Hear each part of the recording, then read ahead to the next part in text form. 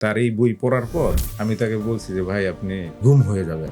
মানে এই কবিতার প্রত্যেকটা শব্দের ভেতরে বিপ্লব। এই যে যে খুশি পদক পাইছে এ মানে বঙ্গ লিখতে পঙ্গ ফাটে জামাতের রোকন আপনি সে গুলিবিদ্ধ যে আপনি কেন রোজা রাখবেন। ম্যাম আমি হেফাজত কই ম্যাম একটা সময় বললো যে ও তো এটা এনজয় করতেছে আর হেফাজত বলা যাবে না। নিজের যোগ্যতা নাই তোমার দেশপ্রেম মিথ্যা কথা। এখন এই যে বলা হয় না যে মুফতি বিভিন্ন ফতুয়া দেন মুফতিদের ব্যাপারে কি আছে যে একজন মুফতি ধরেন আজকে ওয়ার্ল্ডে কি হয়েছে এই ঘটনা তার জানতে হবে। এই যে হাদি তুই ফিরে আয় যখন লিখে বাসে দাঁড়িয়ে দাঁড়িয়ে আমার লেখা এই আবু উবাইদা ভাই এটা শেয়ার দিয়ে লিখছে ভাই এটা কি লিখলেন আমি তো পাগল হয়ে যাচ্ছি। এই লাইনগুলি সবচেয়ে ভাইরাল যে হাদি সাহারার উসর মরুদে আবে জমজম পানি হাদি আজাদির হাসান হোসেন জান্নাতি ফুলদানি। এখন আমার 40+ লেখায় শুধু হাদি ভাইকে নিয়ে একটা লাইন আছে যে কই মেলে বিপ্লবী হাদিদের সন্ধান। এই লাইনটা সে সারাদিন কয় আমি শুধু এইটাই শুনি টেনে টেনে শুধু এইটা শুনি। কালকে একটা প্রোগ্রাম আছে ফাটাই দিতে হবে একদম কথা হবে এরকম। যারাই শুনে কান্না করে হাদি তুই ফিরে শুনে কান্না করে জড়াই ধরতো পিঠে থাপড় দিতে বলতো যে ভাই আগুন জ্বলে না কেন এই কথা বলতো আমাকে সবসময়। আর জীবনে তাকে 1 টাকা খাওয়াইতে পারি নাই। এরপর আমি বিসিএস কোচিং এ ভর্তি হবো।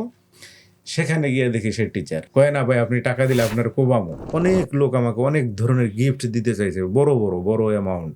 সকাল দুপুর সন্ধ্যা 3 বেলায় শিবিরের ট্যাবলেট খেয়ে আমরা বড় হয়েছি। এখন এইগুলি আমাদের বললে কিছু হবে না।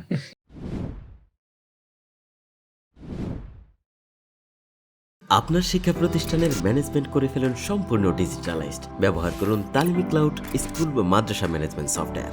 সফটওয়্যারটি সম্পূর্ণ ফ্রি ট্রায়াল নিতে এখনই কিউআর কোড স্ক্যান করুন বা কমেন্টে দেওয়া লিঙ্কের ফর্মটি ফিল আপ করুন।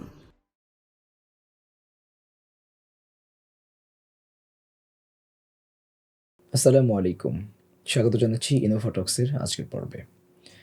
শহীদ শরীফ ওসমান বিন হাদি তিনি যখন গুলিবিদ্ধ হন কিংবা তিনি যখন শাহাদাত বরণ করেন, তার গুলিবিদ্ধ হবার পর অথবা তার শাহাদাত বরণ করবার পর তাকে নিয়ে যতগুলো গান কবিতা লেখা হয়েছে, তার মধ্যে খুবই জনপ্রিয় কিছু গান এবং কবিতা আমরা মানুষের কানে কানে বাজতে শুনেছি। হাদির জিন্দাবাদ, হাদি তুই ফিরে আয় সহ অনেকগুলো গান যেগুলো বাংলার আনাচে কানাচে নয় শুধু সারা পৃথিবীতে ছড়িয়ে পড়েছে। হাদি প্রেমিক, আধিপত্যবাদ বিরোধী সকল মানব সত্তা যে গানগুলোকে গ্রহণ করেছে, পছন্দ করেছে, সেই গানগুলোর গীতিকার জনাব জিয়া হক আজ আমাদের অতিথি। চলুন জিয়া হকের কাছে শহীদ শরীফ ওসমান বিন হাদিকে নিয়ে তার যে অনুভূতি, তার যে আবেগ এবং তার বাল্যবন্ধু হিসেবে তাকে তিনি যেভাবে দেখেছেন, যেভাবে বেড়ে উঠতে দেখেছেন এবং যেভাবে তিনি কাছ থেকে তাকে মূল্যায়ন করছেন, সব বিষয় নিয়ে আজ আমরা কথা বলবো। কেমন আছেন? আলহামদুলিল্লাহ ভালো। আপনি ভালো আছেন? আলহামদুলিল্লাহ ভালো আছি। আপনাকে পেয়ে আমরা খুবই আনন্দিত। আপনি শহীদ শরীফ ওসমান বিন হাদির বাল্যবন্ধু এবং তার চেয়ে তো বড় ব্যাপার হচ্ছে আপনি শহীদ হাদিকে নিয়ে যে গানগুলো লিখেছেন, যে কবিতাগুলো লিখেছেন, আমরা দেখেছি এগুলো সাধারণ মানুষের হৃদয় ছুঁয়েছে। আবার বৃদ্ধ বনিতা সবাইকে আপনার এই গানগুলো ছুঁয়ে গেছে। এই গানগুলো লেখার প্রেক্ষাপট কী ছিল? কেন আপনি এত চমৎকার করে এই গানগুলো লিখেছেন বা কোন শক্তিতে এই গানগুলো আসলে লিখতে পেরেছেন? এবং একই সাথে শহীদ শরীফ ওসমান বিন হাদির যে মামলা চলমান রয়েছে তাকে হত্যা করার ক্ষেত্রে আদৌ তার বিচার হবে কিনা, সেই মামলার কতটুকু কি হলো, তার খুনিরা কি আসলেই ধরা পড়বে কিনা, আনুষঙ্গিক বিষয়গুলো নিয়ে আমরা আপনার সাথে কথা বলবো। প্রথমে জানতে চাইব তার সাথে আপনার ছোটবেলার বন্ধুত্বটা বা পরিচয়টা কিভাবে হয়েছে। আমি সারসিনা আলিয়া মাদ্রাসায় পড়াশোনা করেছি। আর ওসমান বিন হাদি তার আমরা তাকে ওসমান ভাই নামেই চিনতাম। তিনি পড়াশোনা করেছেন নেসারাবাদ মাদ্রাসায়। দুইটাই দক্ষিণবঙ্গের ওই সময়ের সারা দেশের সবচেয়ে বড় মাদ্রাসা ছিল। আমি যখন ক্লাস 5-এ বৃত্তি পাই এর পরের বছর সে 5-এ বৃত্তি পেয়েছে ওই মাদ্রাসা থেকে। আবার ক্লাস তখন কি পরিচয় ছিল আপনাদের? তো পরিচয় পরে হয়েছে কিন্তু সে বৃত্তি পেয়েছে এটা মানে জেনেছি। আর আমি মূলত আমার লেখালেখি যার মাধ্যমে শুরু, সে আমার বন্ধু বা বড় ভাই বন্ধুর মতো। আর ওসমান ভাইয়ের আবার সে শিক্ষক। আমি যখন সারসিনা পড়ি তখন সে আমাদের মাদ্রাসার বড় ভাই ছিলেন। আর এখানে পড়াশোনা শেষ করে সে ওই নেসারবাদ মাদ্রাসার শিক্ষকতায় চলে গেছেন। তখন ওসমান ভাই তার ছাত্র। আচ্ছা। তখন এই জহির ভাই, তিনি এখন শরীয়তপুরে একটা কামিল মাদ্রাসায় আছেন, তিনি বলছেন যে আমার তো ছোট ভাই আছে জিয়া হক এরকম লেখে, তুমিও লেখো। আচ্ছা, জহির রহমানি ডামুড্ডা মাদ্রাসার হ্যাঁ, ভাইস হ্যাঁ, প্রিন্সিপাল হ্যাঁ, জি, সম্ভবত। জি, জি। হ্যাঁ, আমি চিনেছি। তার সাথে মানে আমার লেখালেখি প্রথম কবিতা বা সবকিছু তার মাধ্যমে আর কি। হুম, হুম। এরপর যখন আমি দাখিলে বই বের করি প্রথম গন্ধরাজের ডানা 2005-এ, আচ্ছা, এই বই জহির ভাই বললো যে জিয়া তোমার কিছু বই আমাকে দিও। এটা কি কবিতার বই? হ্যাঁ, কবিতার বই, আচ্ছা। কিশোর কবিতা। পরে ওই বই যখন 2005-এ বের হয়, এই বই জহির ভাই বললো যে জিয়া তোমার কিছু বই আমাকে নেসারাবাদ মাদ্রাসায় দেওয়ার ব্যবস্থা করো। আমি উনি তখন ওই নেসারাবাদ হ্যাঁ, মাদ্রাসায় নেসারাবাদ ছিলেন। মাদ্রাসার শিক্ষক, হ্যাঁ, আচ্ছা। তিনি তখন। পরে ওখানে যাওয়ার পর এই বই নিয়ে যখন গেছি তখন ওসমান ভাই আসছিল, কিন্তু ওই আরো কয়েকজন আসছে, কথা হয়েছে, ওইটা আমার অত বেশি মনে নাই আর কি, তো আগের 2005-এর ঘটনা তো। হুম, হুম। এরপর যখন সারসিনা থেকে আমরা দাখিল 2006-এ দাখিল দিলাম, দেওয়ার পর তামিরুল মিল্লাতে পড়াশোনা করলাম আলিমে, এরপর ঢাকা বিশ্ববিদ্যালয়ে ভর্তি কোচিং একসাথে করছি আমরা।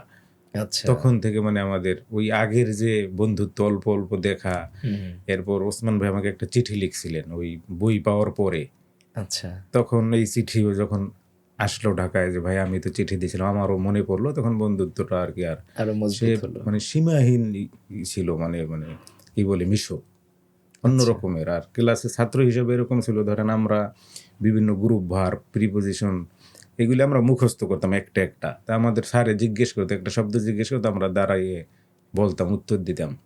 ওসমান ভাইকে দেখতাম যে সে পুরা পৃষ্ঠাব্যাপী মানে মুখস্থ বলতো, মানে তাকে একটা একটা শব্দ জিজ্ঞেস করা লাগতো না।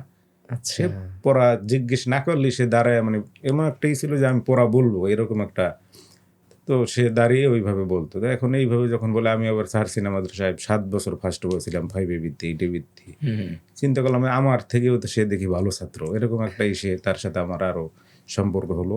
আচ্ছা। এরপর ভার্সিটিতে ভর্তি হওয়ার পর আমি আবার ধরেন নর্মালি মানুষের সাথে একটু কম মিশতে চাই বা মিশি। আচ্ছা, ওসমান ভাই কি ইংরেজিটা একটু ভালো পারতেন? একটু না, অনেক ভালো। তিনি ইংলিশে তো একদম ফার্স্ট ইয়ার থেকেই, এই যে ইংরেজি ভালো পারা কি, ধরেন মাদ্রাসার ছাত্রদের যে ইংরেজিতে দুর্বল বলে না, এটা সে শক্তি হিসেবে নিত, যে আমি ইংলিশ সব কিছু মুখস্থ করে ফেলতো, এরকম একটা ছিল। ধরেন এই যে গ্রুপ ভার্ব, হুম, হুম। হাজার গ্রুপ ভার্ব তার মুখস্থ ছিল, এবং মানে দেখলে বলতে হবে এরকম না, পৃষ্ঠাব্যাপী ধরেন 20 পৃষ্ঠা গ্রুপ ভার্ব সে পুরা বলতে পারতো। তাকে আমরা দেখেছি সাইফোর্স কোচিং সেন্টারে ইংরেজি ইংরেজি শিক্ষক। পড়াতেন, আইএলটিএস ক্লাস নিতেন। এরপর বিসিএস এর কোচিং এ আমার টিচার ছিলেন আবার সে, আমি যখন বিসিএস পরীক্ষা দিই আচ্ছা। সেখানে আমাকে নিয়ে গেছে যে ভাই আসেন, গেছি। খুব সম্প্রতি তার একটা বই আমরা খুব বেশি আলোচিত দেখলাম, চান্স প্লাস না। হ্যাঁ, জি, জি, ইনফ্যাক্ট এটা- আমি নিজেও সেই বইটা হ্যাঁ। পড়েছি ইউনিভার্সিটি তখন তো অ্যাডভেঞ্চারের আমরা সময়। মানুষ ওইভাবে চিনতো না যে, হ্যাঁ। এরপর ওসমান ভাইয়ের সাথে আমার পরে ক্যাম্পাসে যখন আসি, আর ভাই তো আগে থেকেই লেখালেখি করতো মূলত, কিন্তু লেখালেখি এরকম হতো যে আমাকে ধরেন একটা কবিতা পাঠাইতো, বলতো যে ভাই এটা দেখেন, কিন্তু সে ফেসবুকে কখনো প্রকাশ করতো না, বা অন্য কোনো ছবি আমরা একসাথে, ওসমান ভাইয়ের সাথে কিন্তু আমার ছবি আছে, এখন আমি খুঁজে পাই না, ফেসবুকে দিই আমাকে ইনবক্স করছে, এখন আর মানে তার কোনো ছবি বা কিছু।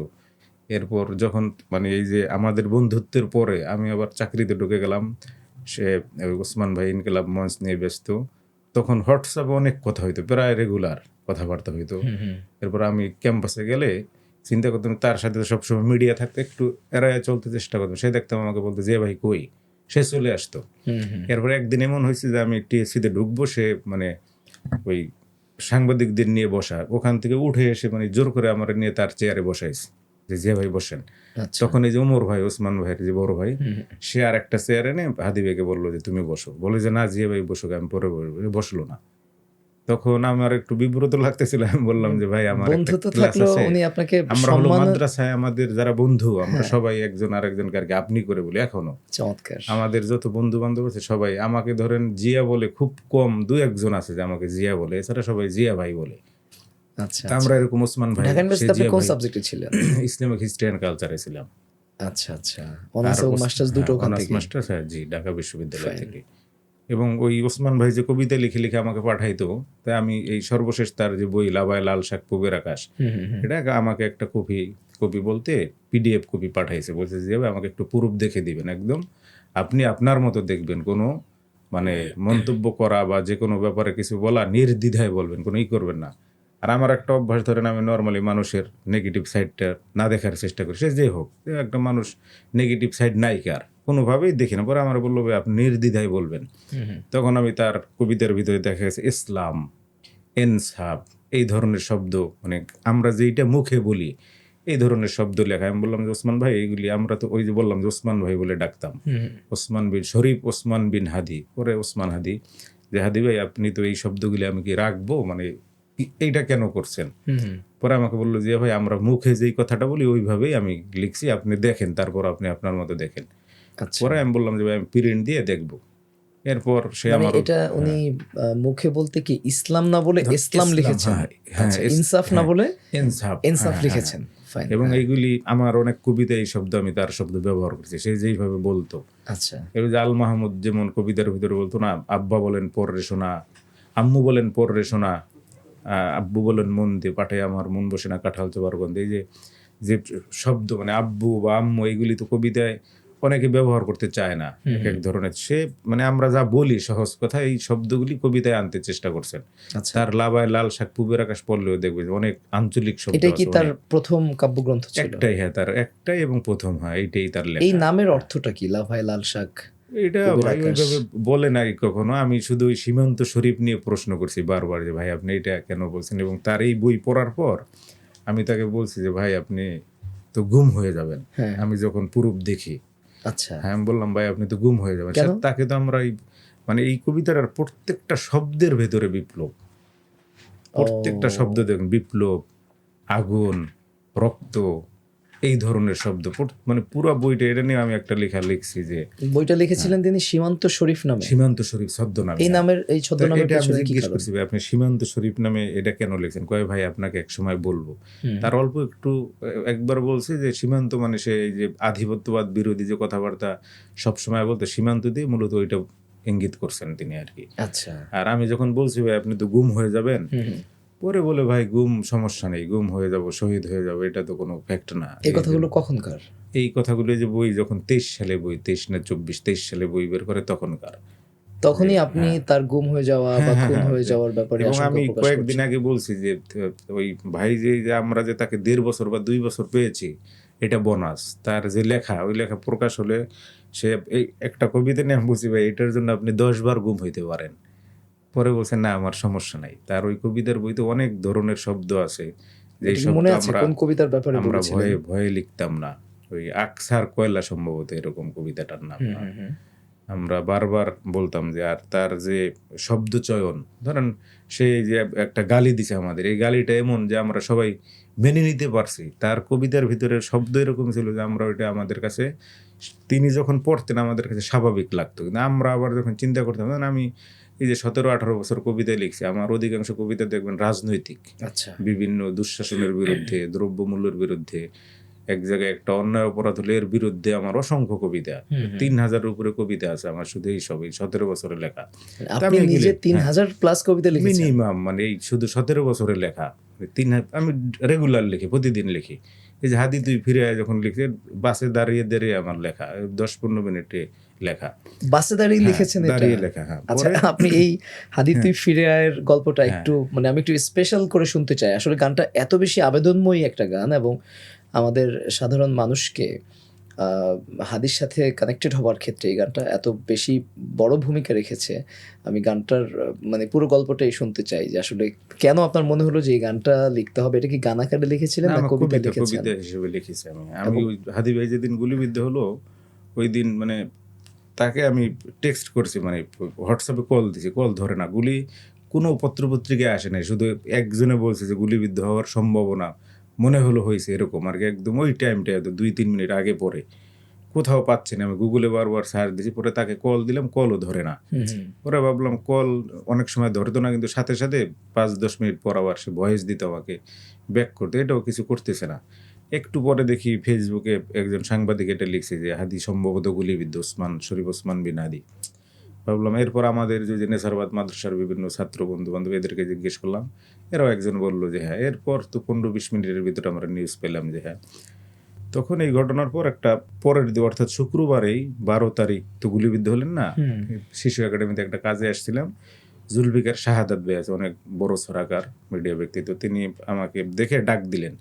এখন আমার মাথায় কেমন যেন একটা কবিতা, এই কবিতাটা ঘুরছে ঘুরছে এমন একটা ভাব। এখন সে ডাক দিছে, উপেক্ষাও করতে পারি না, আবার ওইভাবে কথা বলবো তাও পারতেছি না এমন। তারপর আমি তার কাছে গেছি, যাওয়ার পর কথাবার্তা বলে আমি বলছি যে ভাই আমি বাসায় যাই। তো ওই শাহাদাত ভাইয়ের ইচ্ছে ছিল এরকম যে আমার সাথে হয়তো আর একটু কথা বলবে, তারপরও আমি বলছি ভাই আমি চলে যাচ্ছি। আমি হাঁটতে হাঁটতে হাদি তুই ফিরে আয় বলে একটা লাইন মাথায় আসছে। এরপর রিক্সায় উঠছি, উঠে ঠিকানা বাসে উঠছি, কোনো সিট নেই, দাঁড়ানো। তো গানটা যখন একটা লাইন যখন লিখছি, মানে 5-7 মিনিটে পুরোটা শেষ হয়েছে আমার লেখা, 4টা লাইন কম ছিল। তো বাসে যখন দাঁড়ানো দেখতেছি আমার মোবাইল এইভাবে না, এখানে আবার একটা কাপড় আর কি, তারা এখন আমি মোবাইল হাতে, আবার আমি ধরেন একটু হুজুর মানুষ, এখন মোবাইলে আমি কি ভিডিও করি না কি করি একটু কেমন লাগতেছে না। পরে আমি নিজে আবার একটু ঘুরে দাঁড়াইছি, ঘুরে দাঁড়ানোর পর দেখি ওই সাইডেও সেম অবস্থা। পরে আমি আর একটু সামনে গিয়ে ওই কয়েকটা লাইন আছে যে ন্যায় নীতি ইনসাফ কোথাও নাই নেই, চামচার বাংলায় নাম চায় সব্বাই, এরকম 4টা লাইন আছে। ওই 4টা লাইন তখন এই ভিতর আমি যোগ করছি, যে কোনো একটা প্যারায় 4 লাইন যোগ করে আমি ফেসবুকে স্বাভাবিকভাবে লেখা ছেড়ে দিছি। আচ্ছা, লেখার পরে টোটাল কত লাইনের এটা? 20 বা 24 লাইন ছড়ার মতো আর কি। আচ্ছা, পরে ছেড়ে দেওয়ার পর আমি আবার নেট থেকে একটু, ওই দিন কেন যেন একটু দূরে ছিলাম, মাঝে মাঝে নেট বন্ধ করে রাখি, মোবাইলে চার্জ থাকে না ওই ধরনের। হঠাৎ দেখি অনেক কল আসতেছে আমার, মানে মেসেঞ্জারে বিভিন্ন জায়গা থেকে। পরে আমি ফোনটা আবার নেট বন্ধ করে রাখছি। রাত্রে বাসায় যাওয়ার পর দেখি যে ওই যে খান সাহেব একটা খুলি টুলি হাদিদের চুলটাও ছেড়ে না, এইটা তিনি করছেন আর কি, আপনার আবৃত্তি করছেন। এটা কি আবার? এইটা হলো প্রথম ভাইরাল হয়েছে, গুলি টুলি হাদিদের চুলটাও ছেড়ে না, প্রথম এটাও একটা একটা কবিতা। হ্যাঁ, এটা আচ্ছা। শুধু একজনের ওয়াল থেকে 10 মিলিয়ন ভিউ হয়েছে এবং কয়েক ঘন্টায় প্রথম এইটা। এবং ওই এটা কি আবৃত্তি করেছিলেন? হ্যাঁ, তিনি আবৃত্তি করেছেন, আমি শুধু লিখছি যে এটা কবে লিখেছেন? এইটা ওই একদিনেই আর কি, হাদি তুই ফিরে আয়, আর এইটা একদিনেই। ওইটাও হাদি গুলিবিদ্ধ হওয়ার পর? হ্যাঁ, পর। এবং ওইটা ওই যে 5-10 মিনিটের লেখা, মানে ব্যাক টু ব্যাক। দেন আমি 6-7টা লেখা একসাথে লিখে ফেসবুকে দিয়ে দিই, এরকম হয়। আবার মাঝে মাঝে একটা দেই না, একটা রেখে দিই, এইভাবে। আচ্ছা। তো ওইটা যখন বারবার কল আসতেছিল, আমাকে একজন বললো যে খান সাহেব তোমার কবিতা পড়ছে। এখন খান সাহেব আমার কবিতা পড়া আবৃত্তি করে অনেক বড় ব্যাপার আমাদের কাছে, যে স্বাভাবিক এদের কাছে তো আমরা রিস্ক করতে পারি না। খান সাহেব বলতে হচ্ছে মহিউদ্দিন। আচ্ছা, কৌতুক অভিনেতা। জি, কৌতুক অভিনেতা। তো তার ওয়ালে ঢুকলাম, তাকে আবার একজনে বলছে যে, তিনি আমাকে চিনতেন না আগে, একজনে বলছে যে আমি আপনাকে কিছু টাকা দিলাম, এটা আপনি নিবেন এবং তাকে দিবেন। এখন সে তো আমাকে চিনে না। আবার পরে আমার তার সাথে একবার দেখা হয়েছে, ভাইয়ের সাথে দেখা হওয়ার পর সে বলতে, তোমার কবিতা যখন আমি পড়ছি, পড়ার পর ওই ফেসবুকে পাওয়া মাত্রই তিনি পড়ছেন, পরে আবার খুঁজে পাচ্ছেন, এখন লেখাকার তাও পাচ্ছেন না, মানে কোনোভাবে। এরপর ফেসবুকে স্ট্যাটাস দিয়েছেন যে এই লেখাটা কার। তখন আমার বন্ধু বান্ধব বা তার সাথে পরিচিত যত লোকজন তারা মেনশন করতেছিল। এরপর আমি দেখি ঘন্টাখানেকের ভিতরে 1 মিলিয়ন চলে গেছে। ওইটা আবার আরেকজনে তার ওয়ালে করছে, তার তো এখন মনে হয় 12 মিলিয়ন চলে তার, শুধু ওই কবিতা। মানে একটা অ্যাকাউন্ট থেকেই? হ্যাঁ, এক অ্যাকাউন্ট থেকে, তার ফেসবুক থেকে। আচ্ছা। পরে রাত্রে 4টা বা 3:30টার দিকে এই আবু উবায়দা ভাই আমাকে কল দিলেন, এই মেসেঞ্জার। এখন আবু উবায়দা ভাইকে আমি চিনি, তার গান, সঙ্গীত, ইসলামী সঙ্গীত আগে আমি শুনছি, কিন্তু পরিচয় নেই। হ্যাঁ, ওই রাত্রে বললো যে ভাই আমি আপনার হাদি তুই ফিরা এইটা সুর দিছি, আমি এটা ছেড়ে দিতে চাচ্ছি, আপনি একটু শোনেন। ওই রাত, মানে কোনো পরিচয় নেই, আগে পরে কিচ্ছু নেই। ওই হাসান, ওই খান সাহেবের ওইটা ভাইরাল হওয়ার পর সে খুঁজে বের করছে আর কি আমাকে বলে। এবং সে ওই আর যে কিবরিয়া ভাইয়ের কাছে বলছে যে হাদি তুই ফিরে গানটা বলতেছিল আমাকে বারবার, তুমি আমাকে গাও, তুমি আমাকে গাও, গানটা আমাকে এইভাবে বলতেছিল। পরে আবু উবায়দা ভাই বললো যে ভাই আমি গানটা সুর দিছি, আপনি একটু দেখেন। তখন আমি আবার জিজ্ঞেস করলো যে ভাই একটু আছে, মানে একটু বাদ্যযন্ত্রের ব্যবহার আছে, যুদ্ধে যেটা থাকে এতটুকু আছে, এটা থাকবে কিনা, আপনার কোনো সমস্যা আছে কিনা। পরে আমি একবার চিন্তা করলাম যে আমি একটু সমস্যা হয় কিনা বা কি, এখন তো ওইভাবে সময়ও নাই। আর আমি বলছি আচ্ছা আপনি ছেড়ে দেন, সমস্যা নেই, আপনি মানে। আর ধরেন আমি নর্মালি কেউ কিছু বললে যে আমার একটা কবিতা এক জায়গায় ভুল ভাইরাল হয়েছে, তো ওইটা সংশোধন করার একটা ব্যাপার আছে, আমি ওটা করি না, থাক সমস্যা নেই, এটা মূল জায়গায় তো আছে। আর যারা মূল লেখে, আমাকে যারা চেনে, তারা জানে যে এটা এখানে ভুলেই ভাইরাল হয়েছে, তারা এটা বুঝবে যে জিয়ার লেখা, এই যে ধরেন ছন্দপতন বা শব্দের কোনো এদিক ওদিক, এটা হবে না, এটা তারা বুঝবে, 100% বুঝবে, এটা এই বিশ্বাস আমার আছে। আমি ওইটা নিয়ে করি না আর। পরে আমি বলছি, আচ্ছা ভাই আপনি ছেড়ে দেন। হুম, তো ওইটা ছেড়ে দেওয়ার পর দেখলাম যে ওইটা অনেক ভিউ। আমি চিন্তা করছিলাম যে হয়তো 2-4 লাখ হবে এরকম। আর আমি তাকে বললাম যে ভাই এটা তো অনেক লোক দেখতেছে। তা আমাদের এক বন্ধু মাসু বললো যে ভাই সে আবার এইদিকে অনেক এক্সপার্ট, সে বললো যে ভাই এটা ভাইরাল হবে। এরপরে আমি একদিন পরে মনে হয় হাদিস জিন্দাবাদ লিখতেছি, মানে ল্যাপটপে লিখতেছি। তো এই কবিতাগুলি আমার নর্মাল কবিতা লিখতে টুকটাক সময় লাগলেও এটা এইগুলি লিখতে কোনো সময় মানে খুব ফাস্ট লিখে ফেলেছে, মানে মুখস্থর মতো।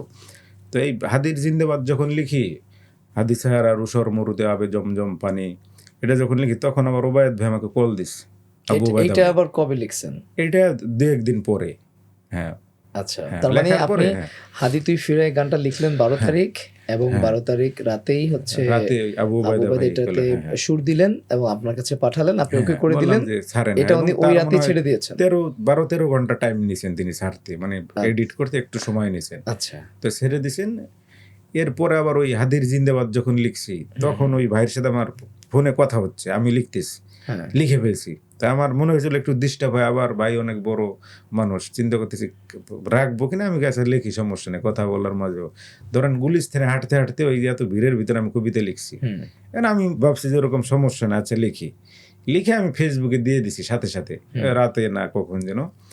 একদিন পরে, মানে একদিন পর ধরেন আমি রাত্রে দিছি, সকালে বা দুপুরে এই আবু ওবায়দা ভাই এটা শেয়ার দিয়ে লিখছে, ভাই এটা কি লিখলেন, আমি তো পাগল হয়ে যাচ্ছি। আচ্ছা, এটা আবার সে সুর দিছে, আমার বললো যে ভাই আমি সুর দিয়ে দিছি, কোনো সমস্যা নেই, আমাকে দেন। এর ভিতরে আবার ধরেন ওই গুলি টুলি হাদিদের চুলটাও ছেড়ে না, অনেক লোক, হ্যাঁ, হাজারের উপরে মানুষ আমার কাছে বলতেছে আমি এটা আবৃত্তি করতে চাই, এটা পড়তে। আমি সবাইকে বলছি যে যেইভাবে পড়ুক, কোনো সমস্যা নাই, ভুল পড়তেছে হুম, বা গান বানাচ্ছে, র্যাপ সঙ্গীত বানাচ্ছে, আমি কিচ্ছু বলি না, চলুক, সমস্যা নাই, এটা দরকার, মানুষ হাদি ভাইকে জানুক। হাদি আসলে পরে, হ্যাঁ। একটা গণ্ডির মধ্যে ছিল না। না না কখনোই হাদিকে না।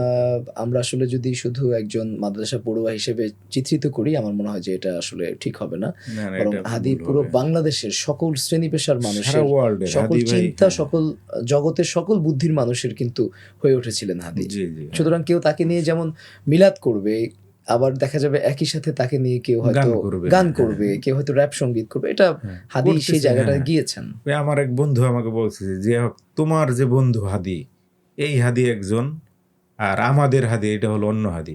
এই হাদি হলো আন্তর্জাতিক, আর তোমার Exactly. বন্ধু হলো তোমার রুমমেট, তোমার হাদি। আমি ওইটা ফিল করি যে হ্যাঁ, ঘটনা এরকম। হ্যাঁ, পরে যখন ওই হাদির জিন্দাবাদ লিখলেন, সকালবেলা দেখি এই যে আপনার বিভিন্ন যাদের আমরা এই যে সাদিক কাইম, এরপর ব্যারিস্টার তাজুল ইসলাম, এরা ওইটা ওই শেয়ার করতেছে। হুম, হুম, হুম। এইটাও আরো অল্প সময়, হাদি তুই ফিরায়ের অর্ধেক সময় প্রায়, এগুলি আবার কিভাবে যেন নেটে দেখা যায়, ওইটা আমাকে মাঝে মাঝে আবু উবায়দা ভাই পাঠাইতো, দেখেন যে এটা একদিনে এই ভিউ ছিল, হাদিস জিন্দাবাদ একদিনে ভিউ এত বেশি।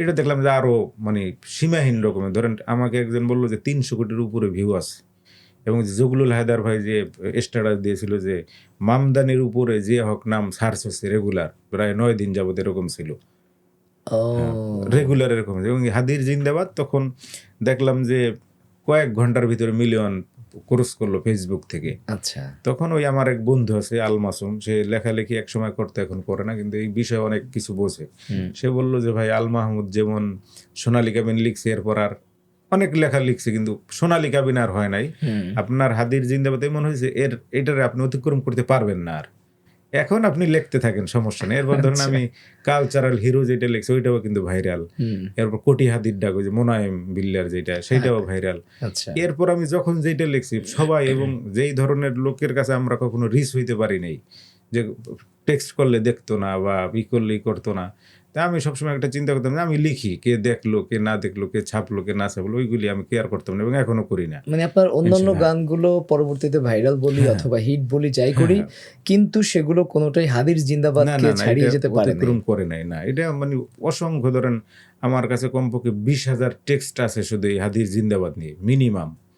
এবং আচ্ছা, আমি আচ্ছা। ধরেন ফেসবুকে আমাকে মেনশন করা যাইতো না, হুম, এরপর আইডি লক করা ছিল, তারপরও দেখলাম যে মানে প্রতিদিন 5,000 10,000 করে ফলোয়ার বাড়তেছে, এক সপ্তাহে অনেক ফলোয়ার এরকম বাড়লো। এরপর আবার আমি ফেসবুক ধরেন এই তো আপনার আবু উবায়দা ভাইয়ের ফলোয়ার 1 লাখও ছিল না, এখন 5 লাখ প্লাস। তাই আমি বন্ধ করে রাখছি বিভিন্ন কারণে, তারপরও দেখতেছি। আর আমাকে হলো মানুষ শুধু যারা খুঁজে পাচ্ছে না, তারা শুধু বিভিন্নভাবে টেক্সট করছে যে এই জিয়া কি আপনি কিনা, বা এইটার লেখক আপনি কিনা, বা অন্য জিয়ার আইডি আমাকে আবার পাঠাইতেছে এই জিয়া হক এক কিনা, এই ধরনের মানে হুম, হুম, হুম। পায় না বিধায় এরকম করতেছিল। এরপর ধরেন হাদির জিন্দাবাদের ওই যে ওই লাইনগুলি যে হাদি সাহারার উসর মরুতে আবে জমজম পানি। প্রথম থেকে একটু বলেন তো হাদিস জিন্দাবাদ এই গানটার প্রথম লাইনগুলো কি? শহীদ হাদির চেয়েও আমার, জীবিত হাদির চেয়েও আমার, শহীদ হাদির শক্তি ঢের, কোটি প্রাণের কলজে জুড়ে হাদির শক্তি ঢের, এরকম লাইনগুলি। আচ্ছা। হ্যাঁ, হাদির কোটি প্রাণের কলজে জুড়েই হাদির জায়গা ফের। এরপর ধরেন যেই লাইনগুলি সবচেয়ে ভাইরাল যে হাদি সাহারার উসর মরুতে আবে জমজম পানি, হাদি আজাদির হাসান হোসেন জান্নাতি ফুলদানি, এরপর হাদি ওমরের অর্ধজাহান মোরানো শীতল পাটি, হাদি মুসার হাতের লাঠি, এরকম হ্যাঁ, কি আপনি লাইনগুলি আছে না? এই যে হ্যাঁ, এই আপনি যে পুরো লাইনগুলি, পৃথিবীর হিস্ট্রি কিন্তু আপনি কয়েকটা লাইনের মধ্যে নিয়ে কয়েকটা আসছেন। লাইনের আমি ভিতরে চলে আসে। এটা আবু অবাক হয়ে বকরের, খেয়াল আবু করছিলাম। বকরের সিদ্দিক থেকে আলোর ঝর্ণা এনে, এই তরুণ আলীর কি হাদি জেগেছিল তরুণ আলীর সাহসের সুধা টেনে। মানে আমার কবিতা আমার মুখস্থ থাকে না আর কি। এবং এই লাইনগুলি মানে মুখস্থ লেখলে যতটুকু সময় লাগে না, আমার অতটুকু সময় লাগছে এবং আমি পরে আর দেখি নাই। ধরেন এই যে একটা লাইন আছে না যে হাদি ওমরের অর্ধজাহান মোরানো শীতল পাটি, হ্যাঁ, তো এই মোরানো শীতল, মোরানো শব্দটা নিয়ে আমার একটু ছিল যে মোরানো দিব নাকি ছড়ানো দিব। পরে একজন এইটা নিয়ে একজন একটা ব্যাখ্যা লিখছে, তখন সেখানে আবার মুহিবুল্লাহ জামি ভাই একটা মন্তব্য করছিল যে যিনি কবি তিনিও এত সুন্দর ব্যাখ্যা তার কাছে নাই। সিরিয়াসলি আমার কাছে ওই ব্যাখ্যা নাই যে মোরানো বা ছড়ানোর ভিতরে। মোরানো মানে ধরেন পৃথিবীটা হাতের মুঠোয় নিয়ে আসছে, এটা পজরে। আর আমি ছড়ানো ভাবছিলাম সে পৃথিবী একদম মানে শাসন করছে, ছড়ানোই তো পৃথিবীটাই করছে। তো এই লাইনগুলি খুব মানে ভেতর থেকে আসছে। আর ধরেন সবচেয়ে বড় ব্যাপার হলো হাদি ভাই গুলিবিদ্ধ হওয়ার পর থেকে আমি স্বাভাবিক জীবনযাত্রা আমার ছিল না। ধরেন ঘুম, খাবার দাবার, রুটিন কিছুই ঠিক মতো ছিল না। এবং ধরেন রাত জাগা একটাই হয়ে গেছিল তখন, খালি লেখায়। তো এখন আমার 40+ লেখায় শুধু হাদি ভাইকে নিয়ে। আচ্ছা, 40টার উপরে কবিতা আছে। এইগুলি তখন প্রতিদিনই লিখতাম, আসতো। আর নর্মাল আমি যেই ধরেন প্রথম আলোতে বা যুগান্তরে, আমার দেশে সব পত্রিকায় আমার কবিতা ছাপা হয়। তা আমি নর্মালি কি করে, ধরেন একজন হুজুর আমাকে বললো যে ভাই আমাকে একটা কবিতা দিয়েন। আমি সে যেই ব্যক্তি ওই হিসাব করে আমি তার কাছে শব্দর মতো লিখে পাঠাই একটা কবিতা, ভাই চাইছে ওইভাবে দিই। আবার ধরুন অন্য একটা পত্রিকায় দিব, সেই পত্রিকায় আমি আমার মতো যে এই পত্রিকা আসলে কি লেখা চায় ওই ধরনের লেখা আমি লিখি। যে ছড়াতো বা কবিতা আমি চাইলে যেহেতু লিখতে পারি ওইভাবেই লিখে পাঠাই। তো এই হাদি ভাইকে নিয়ে যেই লেখাগুলি, এগুলি কিছু শব্দ দেখবে না এক ফররুকের মতো বা নজরুলের মতো, এদের মতো শব্দ, এই শব্দগুলি মানুষ মানে নির্দ্বিধায় গ্রহণ করছে, আগে নর্মালি করতো না। অনেক শব্দ আমাকে ধরেন আমরা যখন সার্চিনা পড়ি তখন ইত্তেফাকের কচিকাচার আসর দেখতেন খালেক বিন জয়নুদ্দিন, বাংলা একাডেমি পুরস্কার পেয়েছেন, মারা গেছেন কয়েক বছর আগে। তো এই ভাই আমাদের ওই কচিকাচার আসর লেখা থাকতো ইত্তেফাকের ওই পাতার উপরে, ওই লেখা মানে দূরে রাখতো, সরাই আমাদের লেখা উপরে ছবি সহ দিত। সেই সময় যখন আমরা সার্চিনা পড়ি, টেনে পড়ি। তো এইটা এখন তো অকল্পনীয় যে এখন কেউ ধরেন প্রথম আলোর সাহিত্য পাতায় যেটা থাকে ওই লেখা আরেক দিকে দিয়ে একজনের লেখা উপরে উঠে নিব, লিড করব, এটা অকল্পনীয়। কিন্তু সে খালেক ভাই আমাদের এই জায়গাটা দিয়েছেন। এবং এখনও ধরেন আমার লেখা কেউ এইভাবে ছাপার সাহস করবে না, ওই সময় তার খালেক ভাই যেটা করছেন এইভাবে তিনি আমাদের লেখা ছাপাই। সে কিছু শব্দ নিয়ে আমাকে 2-1 বলতো যে এই শব্দটা এরকম না দিয়ে তুমি এইটা দিবা কিনা। আমি বলতাম ভাই দেন।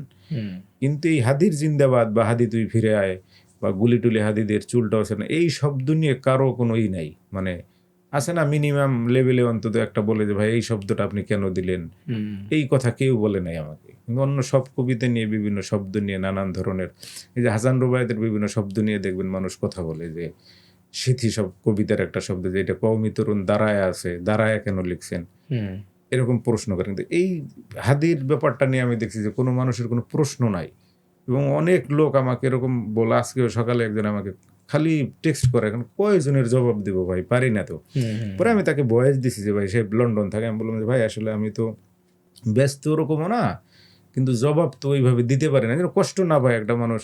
সে কান্না করতেছে আর বলতেছে ভাই আমি আপনার সাথে কথা বললে মনে হয় যে আমি হাদি ভাইয়ের সাথে কথা বলতেছি, আমি ঘুমাইতে পারি না, খাইতে পারি না, কিছু করতে পারি না, কিন্তু কি করবো, আপনাকে ডিস্টার্ব করতেছি।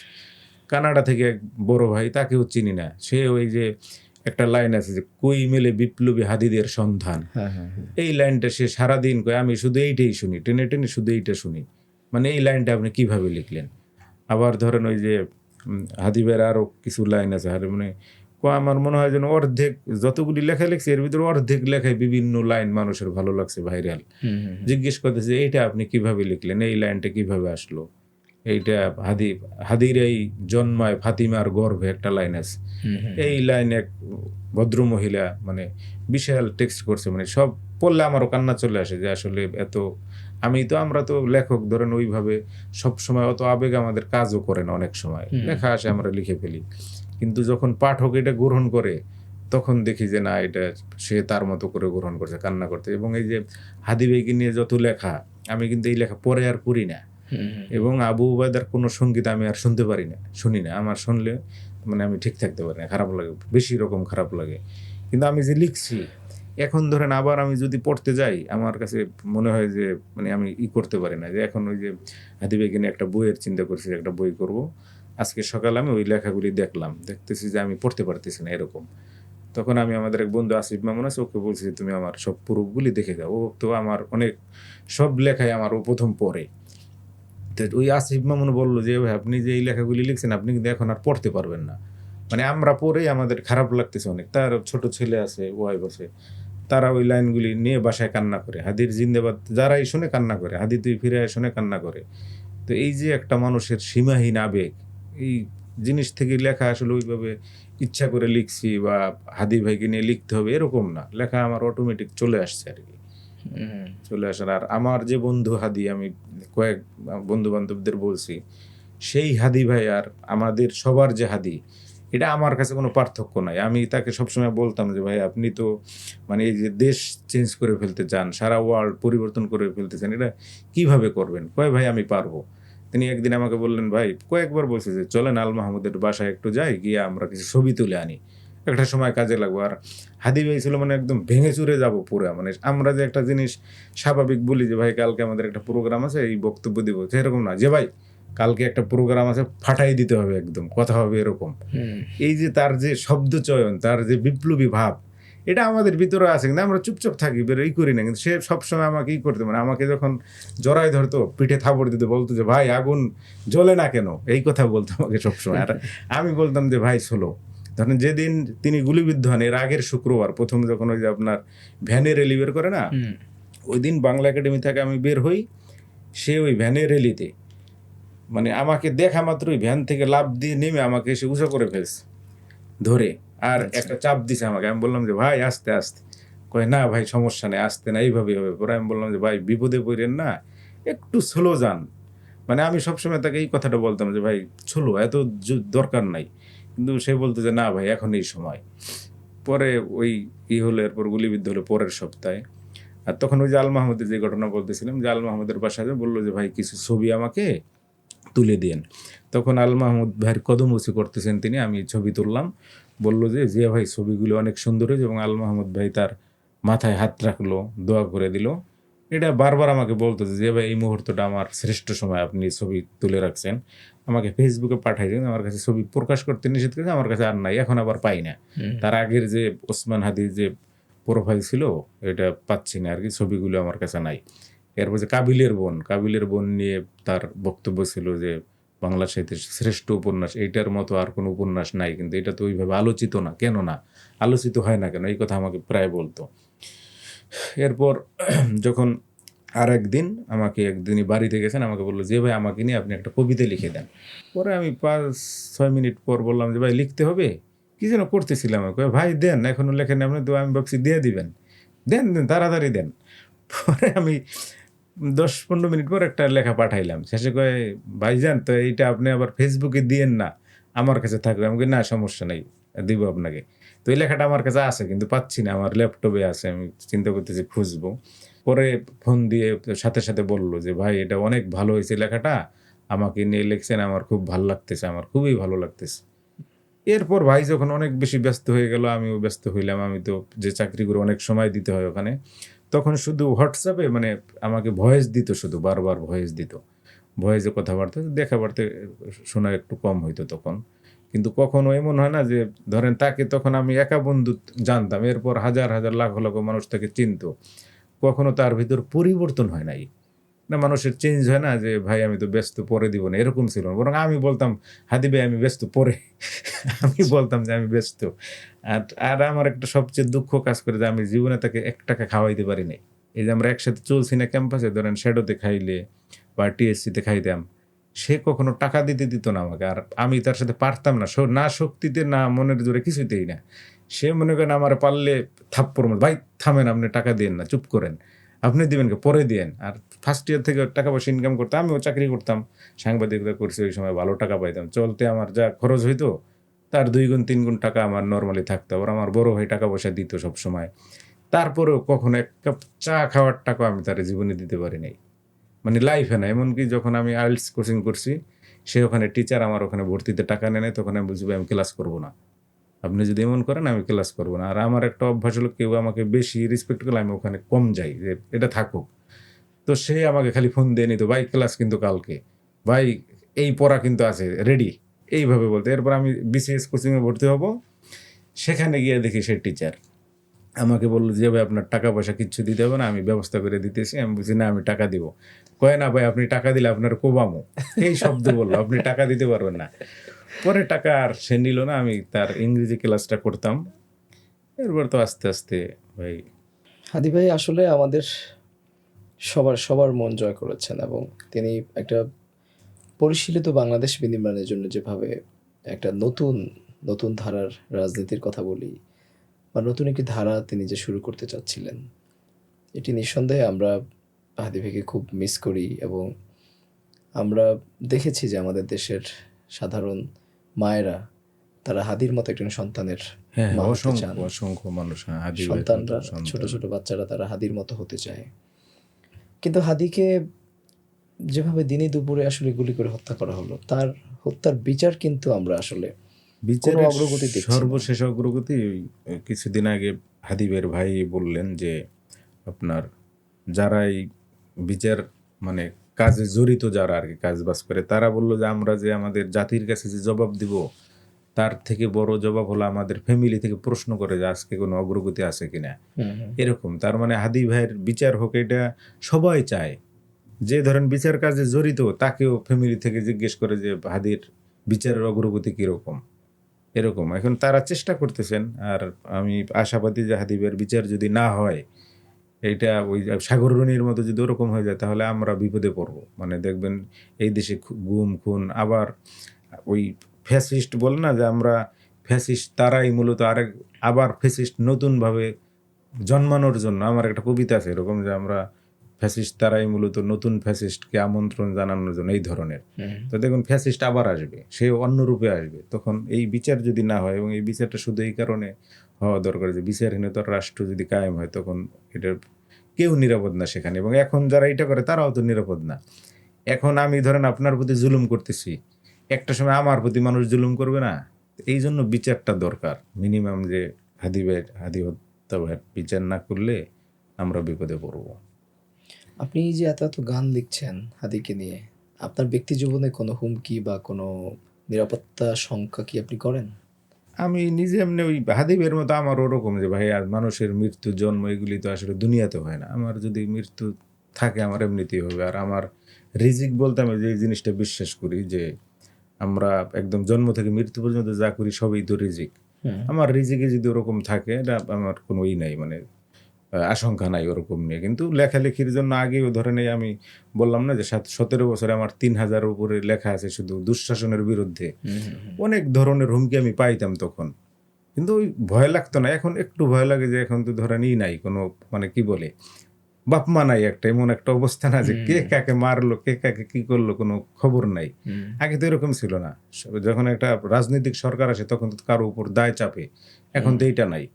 এখন কিছু বললে আমরা বলি আওয়ামী লীগ করছে, আওয়ামী লীগ বলে বিএনপি করছে, বিএনপি বললে জামাত করছে, মানে একটা মানে কি বলে আজ বাজে অবস্থা। আগে কখনো এরকম ভয় লাগতো না, এখন একটু হয় মাঝে মাঝে। কিন্তু তারপরে যে আমি তো আর মানে যা লিখতেছি যা বলতেছি এটা অন্যায় করতেছি না, যেটা সত্য আমি সত্য কথা বলতেছি, ওইভাবে আমার হয় না কখনো। ভেতরে ভয় কাজ করে না, কিন্তু তারপরও যে আমারও তো পরিবার আছে, ছেলে আছে, সন্তান আছে, এটা স্বাভাবিক থাকার কথা। অত মাঝে মাঝে মনে হয়, আবার যখন চিন্তা করি যে আমি কিছুদিন আগে একটা ওই যে জহিরুদ্দিন বাবর ভাইকে একটা ইন্টারভিউ দিয়েছিলাম, সেখানে একটা কথা বলছিলাম যে এটাই ওসমান ভাই গুলিবিদ্ধ হওয়ার আরও আগে, যে যারা মুমিন তাদের তো আসলে ভয়ের কিছু নাই, হারানোরও কিছু নাই, আর আশঙ্কারও কিছু নাই। আমি ওরকমই, যে আমাদের তো আসলে হারানোর কিছু নাই। কয়েকদিন আগে আবিদ আজম ভাই বলতেছিল যে যে হক গুলি তুমি বাসায় খাও আর বাইরে খাও, গুলি খাবাই, তুমি মরবাই, মানে আমরা প্রত্যেকেই আমরা মৃত্যুবরণ করবই, সেটা ঘরে হোক বাইরে হোক, আমরা বাইরেই মরি, সমস্যা কি? এই কথাটা বলছে যে আমরা তো মানে শহীদ হওয়ার জন্য, ওই যে উসমান হাদিবের একটা লাইন আছে যে আমরা তো শহীদ হওয়ার জন্যই জন্মগ্রহণ করেছি, মায়ের গর্ভে এসেছে শহীদ হওয়ার জন্যই। আল মাহমুদের এরকম লাইন আছে। তা আমাদের ওইগুলি নিয়েই নেই কোনো আশঙ্কা নেই, আল্লাহ যখন যেভাবেই করে ওইটার উপরেই। আপনি ইনকলাব কালচারাল সেন্টারের সাথে জড়িত আছেন? না, কালচারাল সেন্টারের সাথে মানে জড়িত নাই, এমনি তাদের সাথে যোগাযোগ আছে, কথাবার্তা হয়, এতটুকু, এমনি জড়িত না। আর ধরেন এই যে হাদিব ভাই যে আমার বন্ধু, সেই যে কালচারাল সেন্টার এত কিছু করতো, আমাকে কিন্তু সে টেকনিক্যালি দূরে রাখতো সব সময়। সে বলতো যে ভাই আপনার ভেতরের যেই বিপ্লব, এটা আপনি আপনার মতো কাজ করতে থাকেন। ধরেন কালচারাল সেন্টারে আমাকে কয়েকবার বলছে যে ভাই আসবেন কিনা, আমি বলছি ভাই আসবো না। ওই যে এক একজন নিয়ে বিভিন্ন প্রোগ্রাম করতো না কবিতার, কয়েকবার বলছে, তখন আবার বললো যে ভাই আপনি একবার চলে আসলে আর লিখতে পারবেন, আপনি লিখতে থাকেন, লেখাটা দরকার। আর আমাদের সাথে তার যত কথাবার্তা হতো সব এই মূলত লেখালেখি নিয়েই। তিনি লিখতেন, ডায়েরিতে রাখতেন, প্রকাশ করতেন, আমরা প্রকাশ করতাম। আমার কোন শব্দটা তার ভালো লাগলো না, কোনটা ভালো লাগলো, কোন শব্দ এইটা না হয়ে এইটা হইলে ভালো হইতো, এইগুলি নিয়ে প্রচুর কথাবার্তা হইতো। এবং আমাকে মানে আমি বলতাম যে ভাই জ্বালায়েন না তো, সরেন, আমি এই কথা বলতাম, ভাই বিরক্ত করেন না। তখন সে বলতো যে ভাই শোনেন ভাই এমন করেন কেন। এখন এই জ্বালায়েন না এটা কেন বলতাম, ধরেন একটা কবিতা লিখছি, বলতো যে ভাই এটা এরকম, মানে তার কোনো ভয় বলতে কিচ্ছু ছিল না। আমরা তো একটু ভয় পাই না, আমি ফেসবুকে একটা জিনিস লিখলে বিভিন্ন আইন আছে, সংস্থা আছে, দেন এর বিরুদ্ধে সব কিছুর বিরুদ্ধে তো সব কিছু সরাসরি বলা যাবে না। ওসমান ভাই বলতো যে ভাই আপনি এটা এইভাবে বলেন, আমি ভাই বলবো ইনশাল্লাহ, এখন না। তো এই ধরনের কথাবার্তা প্রচুর। যখন ইনকিলাব মঞ্চ করে একদম যখন মানে কেবল শুরু করবে, যেদিন ওই যে মাহমুদুর রহমান স্যার যখন আসলেন মানে বিদেশ থেকে, প্রথম ওই যে ইনকিলাব মঞ্চ শুধু হাতে লেখা একটা কাগজ নিয়ে দাঁড়াইলো না, এর আগে এটা করবে আমাকে বলছে যে ভাই আমি এইভাবে একটা করতে চাই, আমাকে করেন। কিন্তু আমি সবসময় একটা জিনিস বিশ্বাস করি এবং তাকে বলতাম যে ভাই সব জিনিস স্লোলি করা ভালো, যে আমি আস্তে আস্তে করবো। ধরেন একটা জিনিস আমি খাবো, ধরেন এখানে এক গ্লাস পানি আছে, আমি খাবো, এখন এটা তো আমারই, আমি 10 মিনিটে খাই, 5 মিনিটে খাই, আমারই, জানি আমার এটা, তাই আমি আস্তে করি। এবং তার হাদিবের চিন্তা ছিল যে এখনই, কালকে না, কাজ করবো এখন, একটু পরে না। আর আমার চিন্তা ছিল যে ভাই আস্তে আস্তে করতেছি, হ্যাঁ আমি করবো, সমস্যা নাই। ধরেন সে আমার কাছে মাঝে মাঝে লেখা চাইতো বিভিন্ন বিষয়ে, বলতো ভাই লিখছেন, আমি ভাই দিব, আপনি বলছেন না যে কখন লাগবো, আমি ওই টাইমে আপনারা দিব। 10 বার ফোন দিত 3 দিনে, মনে করেন যে ভাই হয়েছে, কত দূর, আপডেট কি, অর্ধেক হয়েছে নাকি, আমি ভাই আপনি পাবেন, টাইমলি পাবেন, সমস্যা নাই, এরকম।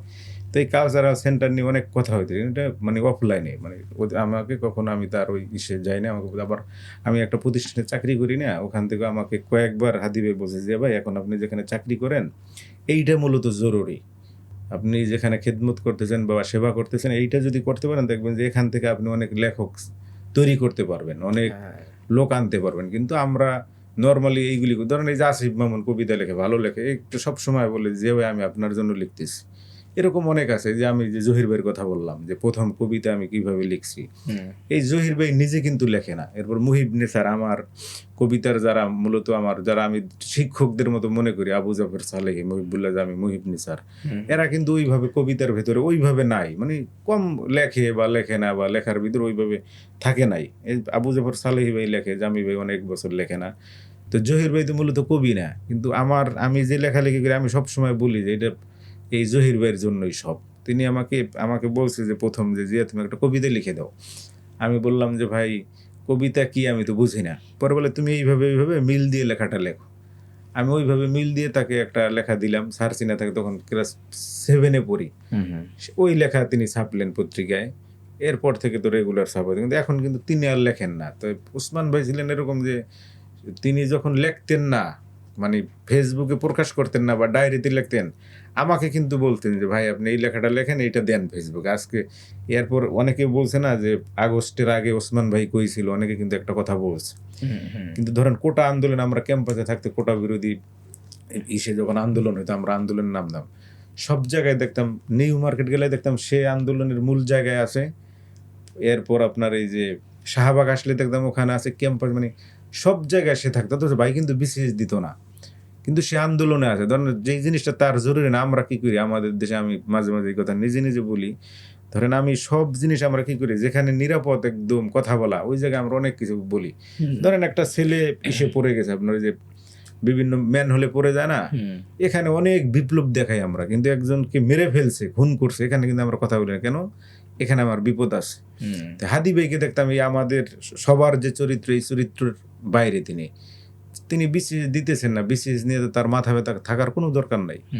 তার এইটা নিয়ে মাথা ব্যথা ছিল যে এখানে এটা হবে কেন, বিসিএস যে 200 নাম্বার ছিল না ভাই ভাই, যে আমি 900 নাম্বার রিটেন দিছি, ভাই ভাই 200 কেন, যে আপনি একটু সহজ করে বলি যে আপনি হুজুর আপনি 200-তে পাবেন ধরেন 40-80, যে হুজুর না তাকে ধরেন 120 দেয় বা 80-160 পায়, আমার পছন্দের মানুষ আমি তাকে 80-160 নাম্বার দিব, যে পছন্দের না তাকে আমি 100 দিব। তো এটা হাদি ভাইও বলছে যে 1 নাম্বারে বিসিএস কি আমরা তো সবাই জানি। তো এখন যেই এটার ভিতরে নাই যে আমি বিসিএস দিব না বা আমার চাকরির দরকার নাই, আমি আর্থিকভাবে খুব স্বাবলম্বী ছিল, ডেলি মনে করেন আপনার শুধু ক্লাস নিয়ে আমাকে বলতো যে ভাই আমি 13-14 হাজার টাকা ডেলি পাই। তো একজন লোক যদি ডেলি 13-14 হাজার টাকা ইনকাম করে, তার এইসব দরকার নাই চাকরির পেছনে ঘোরা। তারপর এইটা নিয়ে তার খুব মাথা ব্যথা ছিল। এখন এই যে যারা বললো যে সে তো জুলাই আগস্টের আগে ছিল না, এখন তারা তো তার সম্পর্কে জানে না, আমরা জানি। আমরা সবসময় দেখতাম যে সব আন্দোলনে সে আন্দোলনে থাকতেন সব জায়গায়। এরপর ধরেন ওই মাদ্রাসার ছাত্রদের যখন সাবজেক্ট বন্ধ হয়েছিল না, ঢাকা বিশ্ববিদ্যালয়ে 12টা-11টা সাবজেক্ট বন্ধ ছিল, তখন আমরা এই ভর্তি পরীক্ষা দিব, তখন সে বলতেছিল যে জিয়া ভাই লন আন্দোলনে যাই।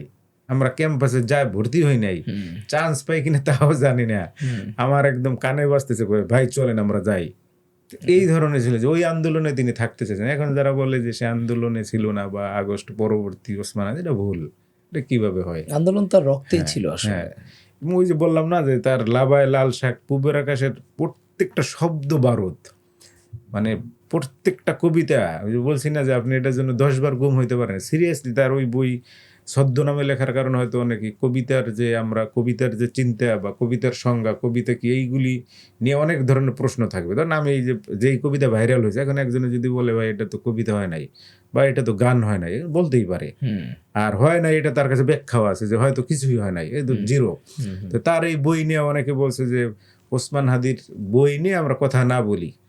আবার অনেকে এই বইকেই অনেক বড় করে দেখছে, কিন্তু আমি ওসমান হাদিবের কবিতাকে বড় করেই দেখি যে তিনি যে একটা বারুদ ছিলেন, এটার প্রথম পদক্ষেপ এবং সূচনা ছিল তার এই বই। ছদ্মনামে না লিখলে হয়তো বই আরোই হতো, আর এখন তো বই পাওয়া যাচ্ছে না, লোকজন কোনোভাবে পাচ্ছে না। আমি মনে হয় কমপক্ষে 20 জনকে পাঠাইছি, শুধু ওই যে ছবি তুলে পাঠায় না, ওইভাবে পাঠাইছি, মানুষজন দেখছে আর কি। আচ্ছা, বিভিন্ন আবৃত্তি করতেছে।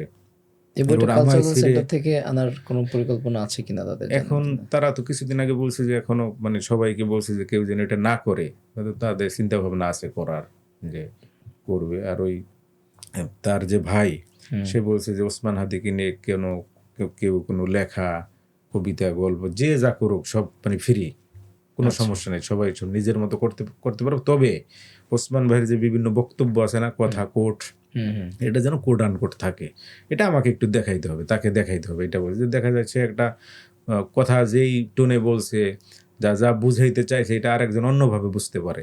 এটা যেন বার্তাটা যেন ঠিক থাকে, অন্য মেসেজ যেন কারো কাছে না যায়। এটা কি ওমর ভাই বলেছে? ওমর ভাই বলছে যে সবাই করুক, যার মতো করবে, সমস্যা নেই, কিন্তু আমাকে যেন অন্তত করে। তার বক্তব্য নিয়ে অনেকে অনেক বই করতে চায়। আর এখন তো মানুষ আসলে এক ধরনের লোক সবসময় সবকিছুতে ব্যবসা খোঁজে।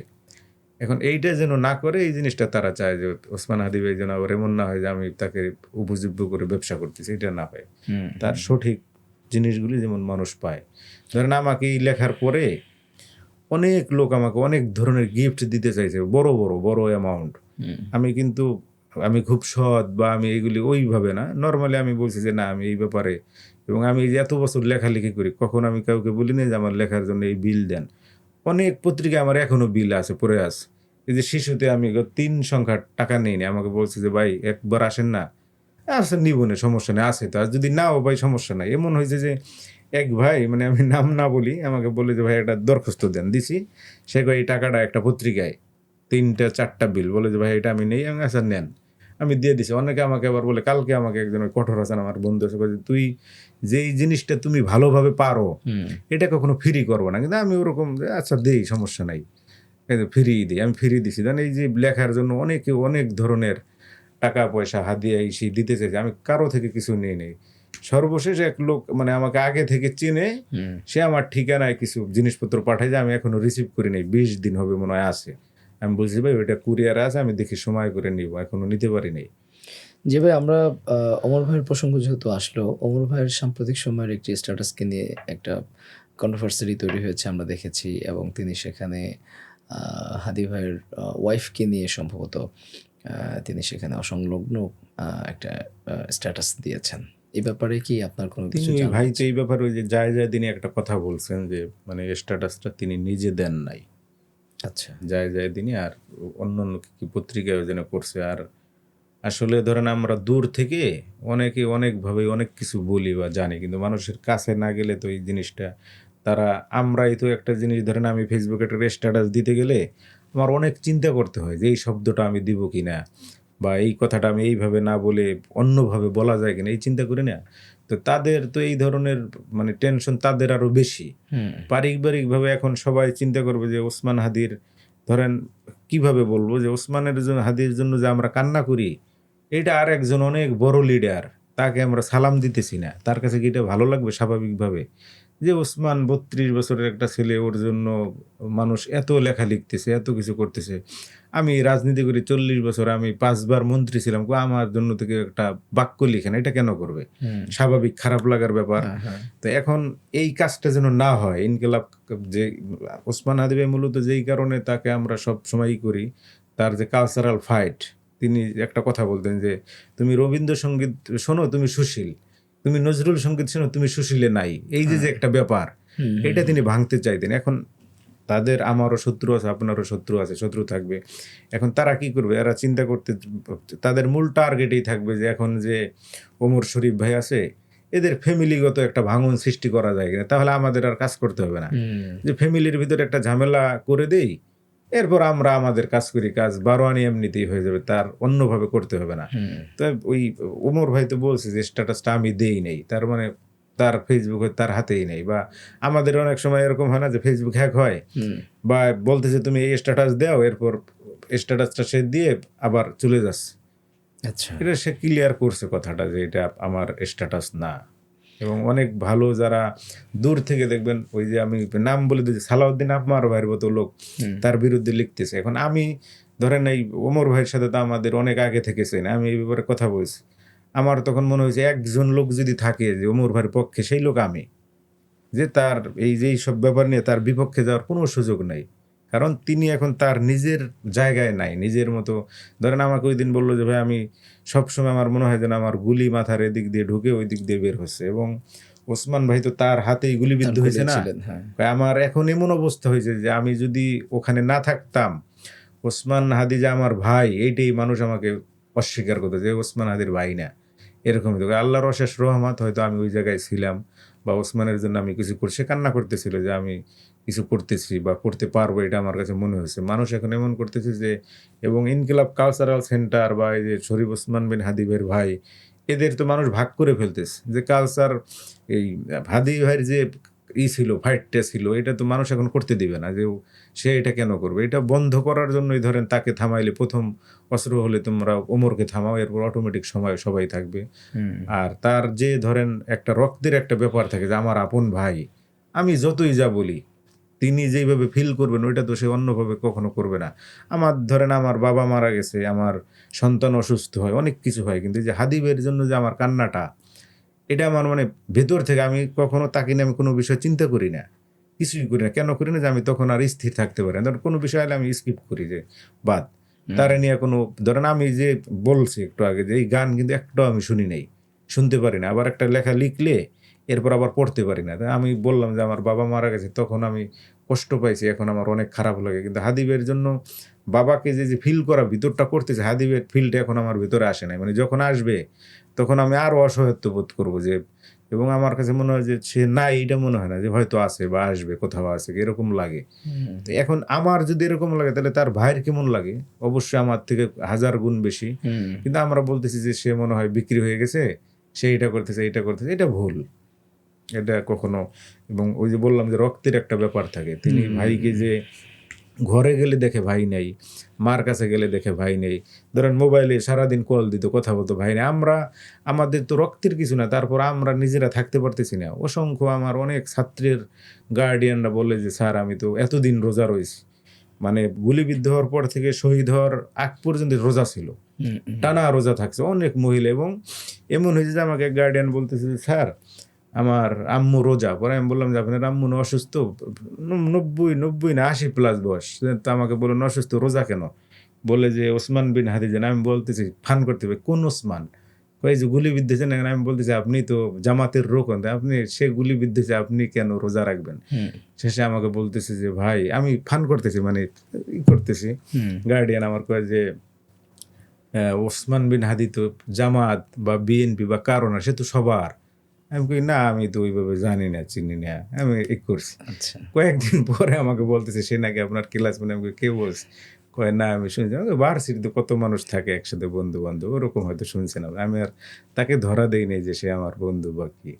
এখন এই যে ধরেন 80-90 বছরের একজন লোক রোজা রাখতেছে, আমাকে এক লোক ইটালি থাকে, সে বলতেছে যে ভাই আমি একটা সদকা দিব যদি ওসমান ভাই সুস্থ হয়। এবং আজকে ওই যে একটু আগে বলছি যে এই লোক বারবার ফোন দিতেছিল, তিনি বললেন যে আমি জীবনে কখনো এরকম হয় নাই যে আমি এই লোকের সাথে দেখা করবো, এমন চিন্তা কখনো আমার আসে নাই। কিন্তু আমার একটা ব্যাপার ছিল যে আমি ওসমান ভাইয়ের সাথে দেখা করব। তো এখন আমার ওই চিন্তাটা আছে যে আল্লাহ যদি আমাকে দেশে আনে, আমি আপনার সাথে দেখা করবো, মানে আমার সাথে দেখা করবো, এটা বললো যে আমি আপনার সাথে। এখন আমার শুধু একটা ইচ্ছা আছে যে যদি কারোর সাথে জীবনে দেখা করতে যাই, আপনার সাথে করব। ওরা আমি বললাম যে ভাই আমার তো সে আমরা ওরকম কিছু না, কিন্তু আমি ফিল করি আপনাকে যে ওসমান ভাইকে নিয়ে লেখেন, এই কারণে ওরকম লাগে যে ওসমান দেখাটা হাদির করলে। হ্যাঁ, যে ছোট বাচ্চা, কি যেন নাম, ফিরনাস, ফিরনাস, হ্যাঁ। ফিরনাস, ওর সাথে কি আপনার কখনো না না, আদর করার সুযোগ হয়েছে ওকে? এরকম হয় না।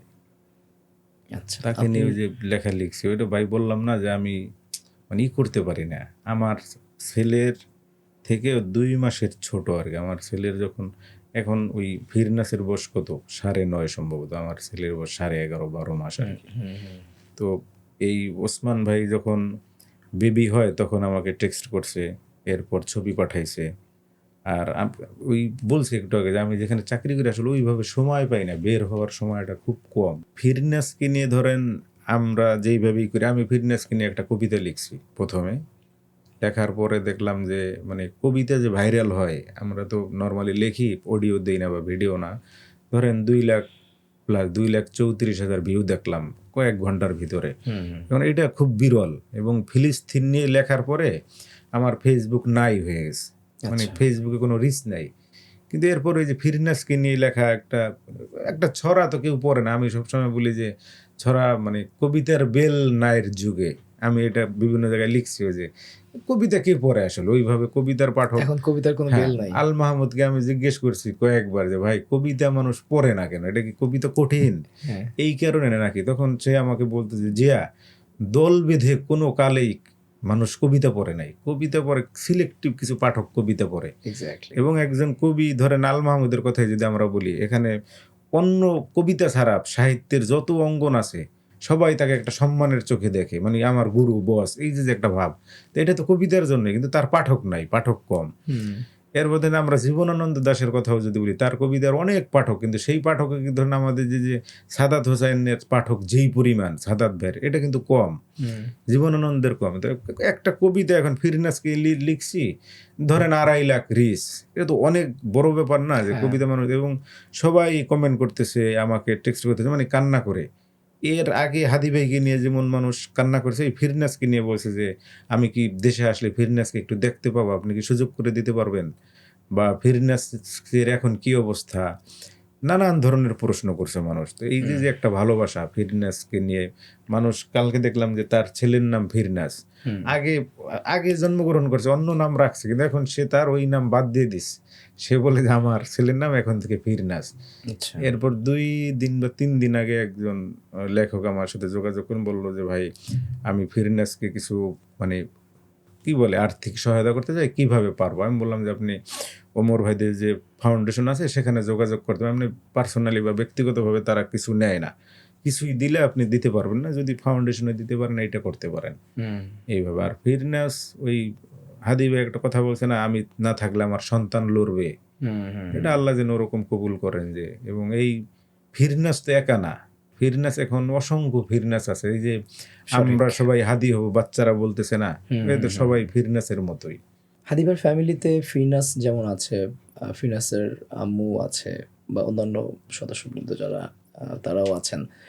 এই মুহূর্তে একজন মা হিসেবে ফিরনাসের মা তিনি কিভাবে লাইফ লিড করছেন হাদিকে ছাড়া, এবং ফিরনাসের মা তার এখনকার ভূমিকা কি, তিনি আসলে কিভাবে ভবিষ্যতের ছক আঁকছেন, কিভাবে তার তিনি পথ ওই চলছেন?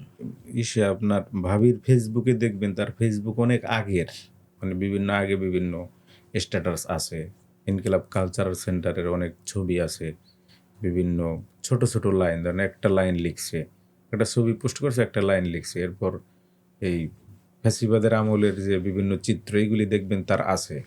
কিন্তু তার ফেসবুকটা তখন আপনি লাইক কমেন্ট কিচ্ছু করতে পারতেন, এমনকি ফলোয়ার হওয়া যাইতো না, এবং ফ্রেন্ড রিকোয়েস্টও কিন্তু দেয়া যাইতো না। লক করা ছিল। হ্যাঁ, লক করা ছিল। এখন ধরেন আপনি তার ফলোয়ার হতে পারছেন, তার লেখায় একটা লাইক দিতে পারেন, কমেন্ট না পারলেও। তার মানে কি এই তিনি এখন অটোমেটিক, মানে ওসমান ভাইয়ের যে কাজ বাকি আছে এই কাজ এখন তার মাধ্যমে হচ্ছে না। 2-3 দিন আগে বললেন না যে আমরা ওসমান হাদি ভাইয়ের মানে হত্যার বিচার ছাড়া অন্য কোনো কিছুর মাধ্যমে এটা পোষানো সম্ভব না।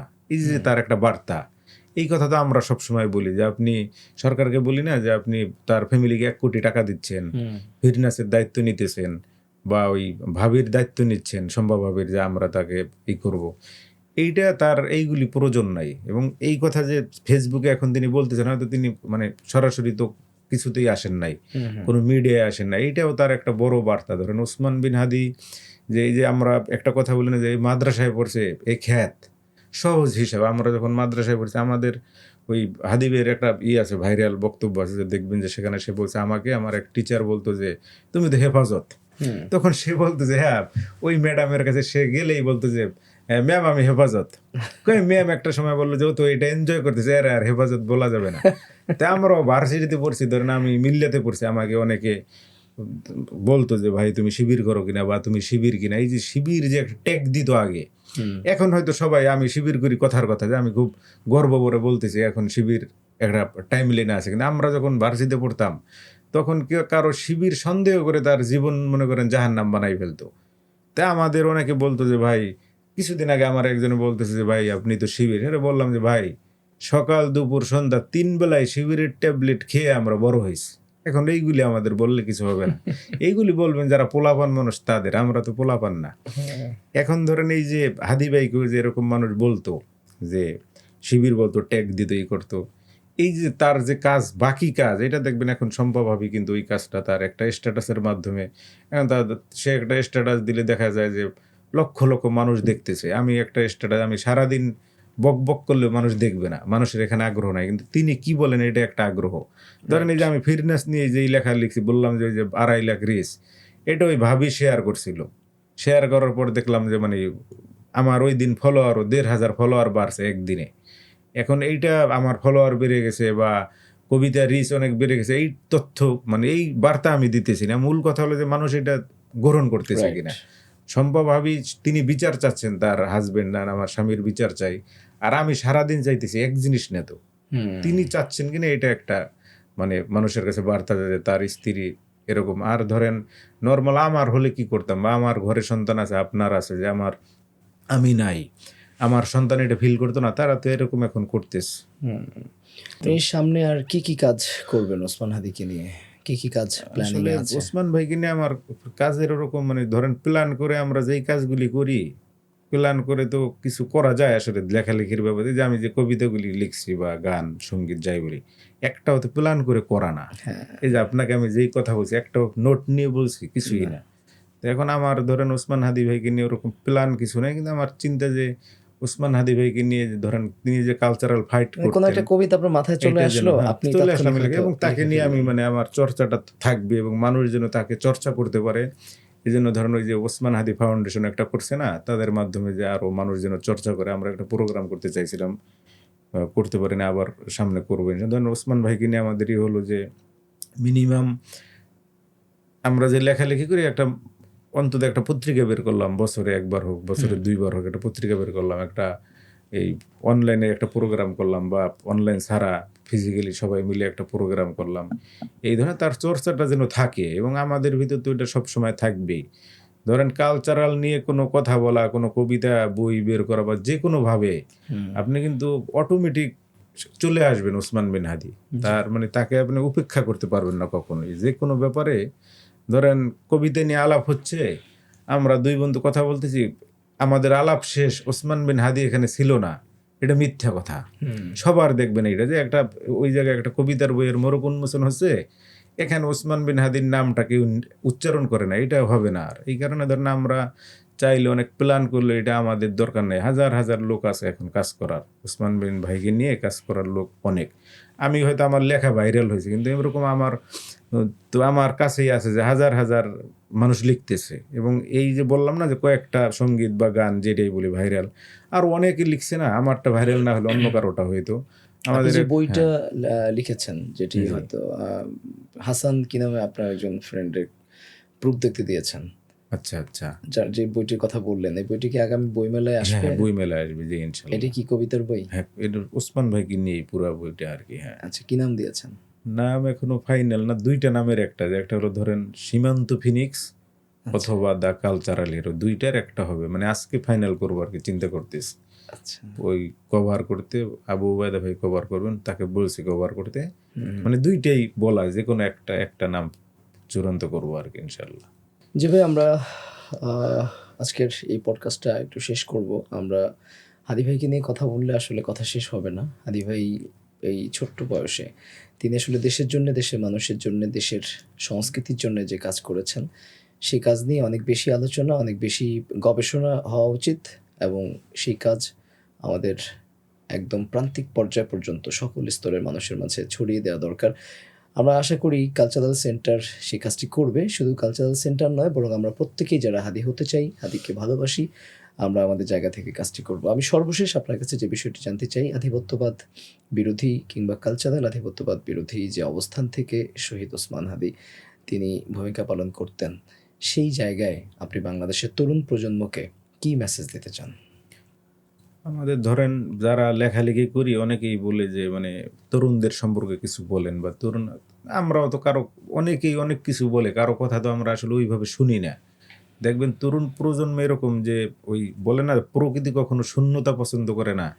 এই ওসমান বিন হাদি ভাই যেই কাজটা করতে চাইছেন, কালচারাল ফাইট যেটা করতেছেন, এখন একটু আগে বলেছি যে অসংখ্য মানুষ তার কাজটা এখন তিনি করতেছেন, অসংখ্য মানুষ করতেছেন। ধরেন এই যে আধিপত্যবাদ বা যাই যাই বলি আমরা, যে আমার ওই কবিতার ভিতরে লাইন আছে না, যে বন্ধুর নামের চিরশত্রুর দরজায় খিল দিল, একটা লাইন আছে। এই লাইন মানুষ টি শার্ট করছে, এই লাইন মানে এই কবিতার লাইন দিয়ে। আমি তো সাহস করিনি যে এটা দিয়ে করা যায়। ধরেন আমরা একটু আগে বললাম না যে আধিপত্যবাদ বা যেই বিষয়ে খুব কথা বলা সেফ, আমরা ওই বিষয় নিয়ে অনেক কথা বলি, কিন্তু এখন মানুষ দেখবেন এই মানে 5 আগস্টের পর থেকে মানুষের সাহস, সীমাহীন সাহস হয়েছে, সবাই জীবন দিতে কথা শিখে বলার। গেছে তো হ্যাঁ, এবং মানুষ। এই যে হ্যাঁ, জীবন দিতে ওসমান ভাই ধরেন তার শহীদের মাধ্যমে এখন যে কেউ শহীদ হতে চায়। হ্যাঁ, আমি মরে যাব, যে জীবনের তোয়াক্কা যার নাই, তার ধরেন এই কোনো কিছুতে তার ভয় থাকবে না, কিছুই থাকবে, তিনি যে কোনো কিছু করতে পারবেন। এখন আমরা যারা মনে করেন, অনেকে বলি যে আমরা তো মরতে চাই না, মানুষ তো মরার জন্য রেডি, যে আমি শহীদ হব এই জন্য আমি রাস্তায় নামতেছি। এই আগস্টে এত আন্দোলন কেন হলো? প্রত্যেকেই যত শহীদের গল্প আমরা শুনি, প্রত্যেক দেখবেন তিনি মাকে চিঠি লিখে যাচ্ছেন যে মা আমার দেখা হবে না, মা আমি আর ফিরে আসবো না। এই যে যে একটা আবেগঘন অবস্থা, দৃশ্য, এইগুলি এখন ওসমান ভাই যেই কাজগুলি করতে চাচ্ছেন, অসংখ্য লোক এই কাজ করার জন্য রেডি করতে যাচ্ছেন। আর তরুণদের ব্যাপারে আসলে উপদেশের কিছু নেই। তারা দেখবেন যে যখন যেটা প্রয়োজন তারা সেই কাজটাই করছে। যে আহমদ সাহেব একটা কথা বলছেন যে যারা বুদ্ধিজীবী তাদের কথা যদি আমরা শুনতাম দেশ স্বাধীন হইতো না, আর এখন শুনলে স্বাধীনতা রক্ষা হইতো না। ধরেন তরুণরা যে ঝাঁপাই পড়ে, এই যে আগস্টের যখন এক দফা দেয়, হ্যাঁ, অনেক লোক যারা ভিআইপি এখন নাম বললে মানে তারা হবে, বলছে যে এটা ভুল সিদ্ধান্ত, এক দফা কেন দিচ্ছে, খুব ভুল সিদ্ধান্ত তো ছিল না। এরপর তারা যখন আন্দোলন করলো তরুণরা, ধরেন এই যে আমাদের আসিফ ভাই, আসিফ বলি, নাহিদ, হাসনাত, অনেকে আমরা তো তাদের থেকে একটু সিনিয়র, অনেকে বলতে যে ভাই আপনি একটু তারা এটা বলেন না, কিন্তু আমরা তো বুঝতাম যে না এদেরকে বললেও শুনবো না। এখন যে তরুণ তারা আপনি কোনো কিছু বললে, কোনো নিয়ম যে ভাই তুমি এইটা করো, তো তুমি কবিতা লিখতেছো তুমি এই কাজটা করো, এটা কখনো হবে না। মানে তরুণ তার হ্যাঁ। তারুণ্যের শক্তিতেই হ্যাঁ, যে কখনো সঠিক তাকে রাস্তাটি সে ওই অটোমেটিক রাস্তা খুঁজে নেবে। পেয়ে যাবে সে যখন। এবং কারো যদি, ওসমান ভাই বলতো না, কারো যদি যোগ্যতা থাকে যে আপনি দুর্দান্ত ইংরেজি পারেন, দুর্দান্ত আরবি পারেন এবং বাংলা বক্তব্য দিতে পারেন, এখন যারা লেখালেখি করে বা কালচারাল সাইডে আসতে চায় বা এইদিকে থাকতে চায়, তাদের ব্যাপারে ওসমান ভাই ওই কথাটা যে আপনি যেন খুব ভালো ইংরেজি পারেন, ভালো বাংলা বলতে পারেন এবং আরবি পারেন।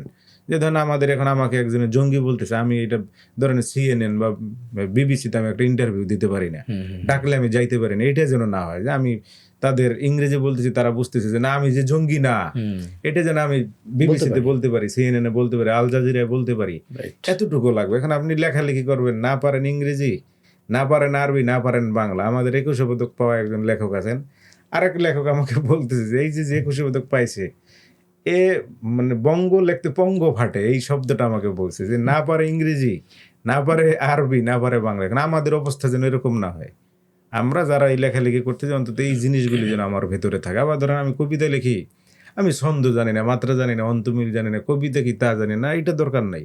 ওই যে কাজী জহিরুল ইসলাম এক কবি আছেন, জাতিসংঘের আন্তর্জাতিক কর্মকর্তা, এখন হয়তো পদটা অন্য কোনো পদে, তিনি একটা কথা বলছেন, ধরেন একজনে খেলাধুলা করে, সে খেলাধুলার অনেক নিয়ম কানুন জানে, সে দেখবেন টিকে থাকবে।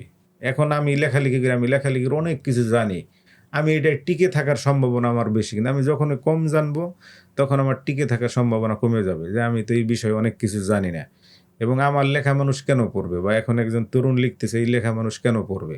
তার লেখায় নতুন কিছু না পেলে অটোমেটিক দেখবেন শেয়ার নাই। এই যে আমরা তরুণ লেখক টাকা দিয়ে বই বের করে, এরপর টাকা দিয়ে ফেসবুকে বুস্ট করে, হ্যান করে, তেন করে। এখন লেখা যদি ভালো না হয় ভাই, বা আপনার বক্তব্য ভালো না, মানে আপনি যেই কাজ করেন ওটা ভালো না, এটা আপনি কোনোভাবে আপনি টিকে থাকবেন না। একটা সময় আপনি মানুষ বুঝবে যে না এটা তো কোয়ালিটি নাই। এখন মিনিমাম আমরা যারা লেখালেখি করি, তরুণ প্রজন্ম বলি, বা এই যে আধিপত্যবাদ বিরোধী কথাবার্তা বলি, ধরেন এই ইন্ডিয়ার রাজনীতি সম্পর্কে কিচ্ছু জানি না, আমি এদের বিষয়ে কথা বলতেছি, এইটা যেন না হয়। আমার সব বিষয় আমার জানতে হবে। এখন এই যে বলা হয় না যে মুফতি বিভিন্ন ফতুয়া দেন, মুফতিদের ব্যাপারে কি আছে, যে একজন মুফতি ধরেন আজকে ওয়ার্ল্ডে কি হয়েছে এই ঘটনা তার জানতে হবে, সমসাময়িক সব বিষয় তার জানতে হবে। এরপরে যে ভাষার কথা বললাম, এই বিষয়গুলি তার জানতে হবে, তখন তো সে মুফতি হয়ে উঠবে। যে আমার এখন ধরেন একজনে হুট করে বলতেছে ভাই আজকে যে যুদ্ধ চলতেছে এই যুদ্ধটা বৈধ কিনা, এখন তিনি যদি এই ব্যাপারে না জানেন জবাব দিবেন কিভাবে? সেম কথা যে আমরা যারা কালচারাল ফাইট করতে চাই বা লেখালেখি করতে বা যে যেই কাজ করি, ওই কাজটা যেন আমি ভালোভাবে করতে পারি, আমার যেন মিনিমাম একটা যোগ্যতার লেভেল থাকে যে আমি এই লেভেলে আছি, এইটা অর্জন করতে হবে। এছাড়া আপনি করতে পারবেন যে আপনি বন্ধু বান্ধব ভাই 500 কপি বই তোমরা নিয়ে যাও, আমি অমুক স্কুলের হেডমাস্টার বা অমুক মাদ্রাসার প্রিন্সিপাল, 500 কপি বই আমি আমার ছাত্রের মাধ্যমে বিক্রি করলাম, এইটা কিছুই না। এইগুলি দিয়ে কিছু হবে না। আপনার যোগ্যতা না থাকলে বা আমার যোগ্যতা না থাকলে আমরা একটা সময় কাজ আর করতে পারবো না। এই জন্য মানে তরুণদের ব্যাপারে মানে ওই আবদুল্লাহ বুসে একটা কথা বলে না যে সবচেয়ে বড় দেশপ্রেম হলো নিজেকে যোগ্য হিসেবে তৈরি করা। নিজের যোগ্যতা নাই তোমার দেশপ্রেম মিথ্যা কথা। সুতরাং তরুণদেরকে যোগ্য হয়ে গড়ে উঠতে হ্যাঁ, হবে, সেই অবশ্যই, হ্যাঁ। আহ্বান বা সেই মেসেজই আপনি দিয়েছেন। আপনাকে অনেক ধন্যবাদ জানাচ্ছি, ব্যস্ততার মধ্যেও সময় দিয়েছেন। ধন্যবাদ আপনাকেও। সুপ্রিয় দর্শক, আপনারা এতক্ষণ শুনছিলেন শহীদ শরীফ ওসমান বিন হাদির বাল্যবন্ধু এবং শহীদ ওসমান হাদিকে নিয়ে জনপ্রিয় এবং মানুষের হৃদয় ছুঁয়ে যাওয়া গানগুলোর গীতিকার জনাব জিয়া হকের আলোচনা, জনাব জিয়া হকের গল্প এবং শহীদ শরীফ ওসমান বিন হাদির সাথে তার যে স্মৃতিময় জীবন, সেই জীবনের গল্প। আশা করছি আমাদের এই পুরো অনুষ্ঠানটি আপনারা উপভোগ করেছেন। আপনাদের হৃদয়কে আমাদের এই অনুষ্ঠানটি কিছুটা হলেও নাড়িয়ে দিয়েছে এবং শহীদ শরীফ ওসমান বিন হাদির প্রতি আপনার আমার মনে যে ভালোবাসা রয়েছে, তার প্রতি যে শ্রদ্ধা রয়েছে এবং তার কাজের প্রতি, তার রেখে যাওয়া কাজের প্রতি যে দায়বদ্ধতা রয়েছে, আমাদের আজকের অনুষ্ঠানটি দেখার পর আপনার এবং আমার মনে আবারও সেই রেখে যাওয়া কাজ পূরণ করার একটি দায়বদ্ধতা নতুন করে আমাদের মনে জাগ্রত হয়েছে। আমাদের অনুষ্ঠানটি ভালো লাগলে লাইক, কমেন্ট, শেয়ার করবেন এবং চ্যানেলটি সাবস্ক্রাইব করবেন। আপনাদের প্রত্যেকের সুস্বাস্থ্য কামনা করে আজকের মতো বিদায় নিচ্ছি। আল্লাহ হাফিজ।